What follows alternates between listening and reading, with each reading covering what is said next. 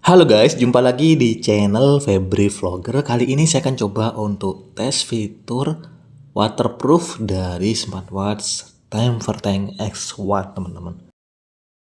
Yang saya baca dari keterangan di tokonya itu tertera kalau smartwatch ini memiliki fitur waterproof 3 ATM, yang dimana berarti bisa dibawa rendam sampai kedalaman 30 meter. Kalau 30 meter sih tentunya bisa dibawa renang ya. Cuma saya pribadi belum pernah cobain smartwatch sampai dibawa rendam kedalaman 30 meter. Saya juga kurang tahu apakah smartwatch ini beneran tanah air sampai kedalaman 30 meter atau mungkin cuma gimmick aja. Karena saya juga penasaran, jadi langsung aja coba untuk rendam ke dalam air. Di sini saya sudah siapkan beberapa wadah untuk pengujian dari fitur waterproofnya. Yang pertama kita akan simulasikan smartwatch-nya ini seakan-akan terkena percikan air ya. Jadi kita gunakan untuk cuci tangan atau mungkin mengambil wudhu, terkena keringat, tumpahan air, tumpahan teh, tumpahan kopi. Kita coba simulasikan seperti itu. Ini saya coba untuk siram-siram saja dengan menggunakan air. Bahkan sampai saya coba untuk siram ke lubang bagian speaker sama mikrofonnya. Awal-awal pengen coba untuk tes fiturnya sih, fitur waterproofnya ya, itu saya agak sedikit khawatir teman-teman, karena ini kan ada lubang speaker sama mikrofonnya. Takutnya nanti airnya bakal masuk ke bagian speakernya itu dan bisa bikin mesinnya rusak. Tapi karena saya juga penasaran, jadi kita coba aja untuk siram-siram dengan menggunakan air. Nanti kalau emang masih menyala, kita coba untuk rendam ke dalam wadah yang sudah saya siapkan. Sudah saya coba untuk siram-siram, ternyata masih dalam kondisi menyala, tidak ada kerusakan. Karena masih menyala, kita coba untuk rendam. Ini dia untuk wadahnya sudah saya siapkan, kita rendam dulu. Oh iya, ini untuk videonya sengaja saya percepat ya, karena kalau nanti terlalu lama teman-teman takutnya bosan juga. Nah ini walaupun lagi ada di dalam air, kita rendam. Untuk bagian tombolnya ternyata masih berfungsi. Sudah saya coba untuk tekan tombol atas dan tombol bawahnya, ternyata memang masih berfungsi walaupun lagi ada di dalam air. Bahkan untuk fitur restoring-nya juga bisa digunakan walaupun dalam posisi smartwatch-nya direndam di dalam air.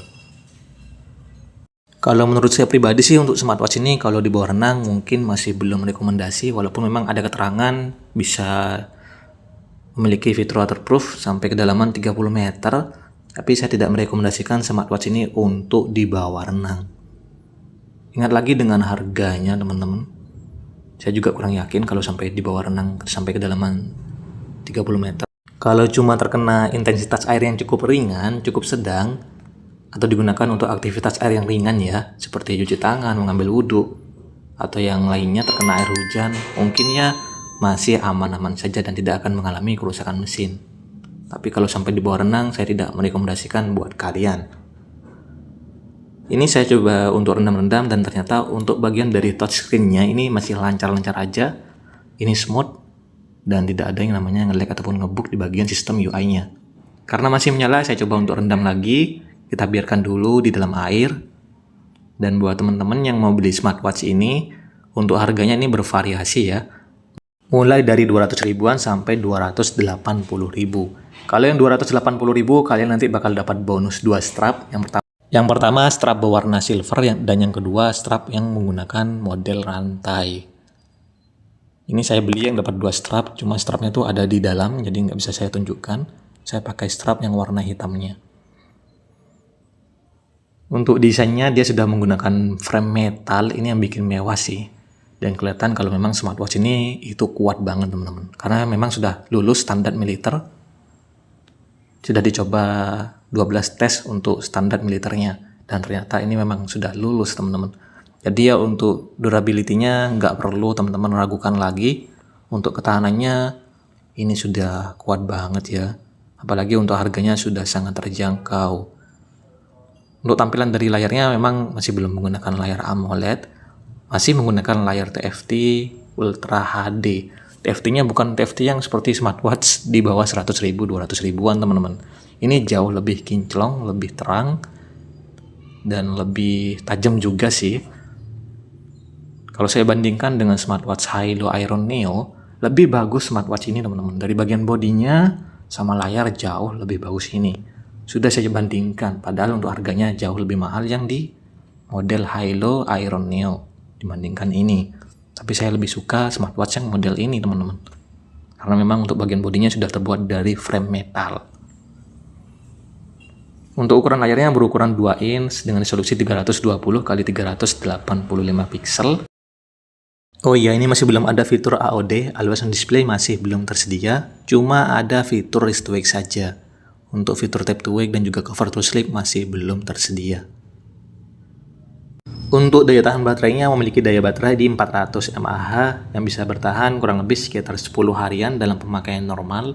Dalam mode standby dia bisa bertahan kurang lebih sekitar 30 hari. Pengisian dayanya lumayan cepat, membutuhkan waktu sekitar 1,5 jam sampai 2 jaman. Nah, untuk fitur-fitur pendukungnya di sini ya sudah lumayan lengkap lah. Ada fitur-fitur baru juga seperti fitur terima notifikasi, ada fitur chat GPT atau DA-GPT, yang dimana untuk fitur ini itu masih jarang banget teman-teman ada di model-model smartwatch yang lain dengan harga yang hampir sama. Jadi fitur chat GPT itu seperti fitur obrolan via AI cerdas yang menggunakan via Bluetooth seperti browsing gitu teman-teman. Jadi untuk mencari sesuatu yang mungkin kita kurang paham bisa menggunakan fitur chat GPT itu. Jadi bisa langsung ngomong ke fitur AI di smartwatchnya seperti itu. Karena kan ini kan sudah ada fitur speaker sama lubang mikrofonnya juga. Ada satu fitur lagi yang baru yaitu fitur Muslim. Jadi bisa mengetahui untuk lokasi arah kiblat. Ada fitur zikirnya juga sama fitur azannya. Ini sih bagus-bagus ya untuk fitur-fiturnya. Sudah update teman-teman. Untuk olahraganya memiliki 100 mode olahraga yang bisa teman-teman gunakan. Apakah smartwatch ini sudah memiliki fitur GPS?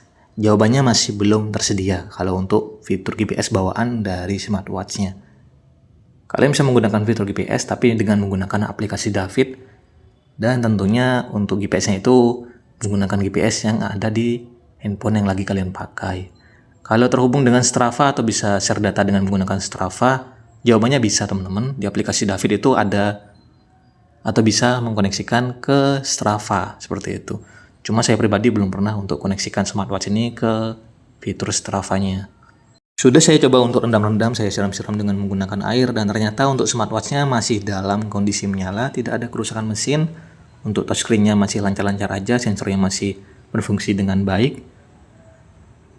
Nih. Jadi buat kalian yang tertarik untuk membeli smartwatch ini nggak perlu ragu lagi ya dari ketahanan smartwatch-nya. Karena ya ini memang beneran memiliki fitur waterproof. Dan juga sudah ada fitur-fitur yang baru juga di smartwatch ini. Ya mungkin sekian dulu untuk pembahasan mengenai percobaan tes fitur waterproof smartwatch Time4Tank X1 ini. Buat teman-teman jangan lupa bantu subscribe-nya, bantu like juga dan ramaikan di kolom komentar ya. Terima kasih. Thank you dan bye-bye.